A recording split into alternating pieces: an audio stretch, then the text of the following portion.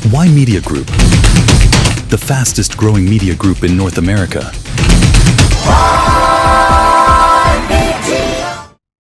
विश्व में हुआ 2025 का स्वागत with fireworks, light shows and celebrations. New year's eve की सेलिब्रेशंस दुनिया भर में फायरवर्क्स और लाइट शोज के साथ 2025 का स्वागत किया गया। कनाडा में सेंट जॉन्स ने किदीविदी लेक के ऊपर फायरवर्क्स डिस्प्ले दिखाया। ईस्टर्न कनाडा और ब्रिटिश कोलंबिया में मौसम थोड़ा माइल्ड था। ऑकलैंड जैसे शहरों में फायरवर्क्स के लिए बड़े गैदरिंग्स देखे गए और न्यूजीलैंड की सेलिब्रेशन में इंडिजिनियस लोगों को सम्मान दिया गया और एक लाइट शो भी था उनके लिए।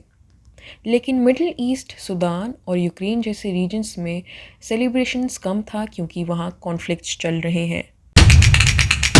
Why Media Group? The fastest growing media group in North America.